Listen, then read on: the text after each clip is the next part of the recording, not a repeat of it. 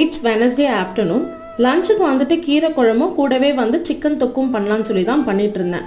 நேத்தரே ஆஃபீஸ்லேருந்து வரச்ச கீரை வாங்கிட்டு வந்திருந்தாங்க. எப்போவுமே அரைக்கீரை சிறுகீரை இது 2 கீரையை தவிர்த்து வேறு எந்த கீரையுமே அவங்க வாங்கிட்டு வர மாட்டாங்க. அம்மா மட்டும்தான் வந்து விதவிதமாக கீரை வாங்கி க்ளீன் பண்ணி எனக்கு கொடுப்பாங்க.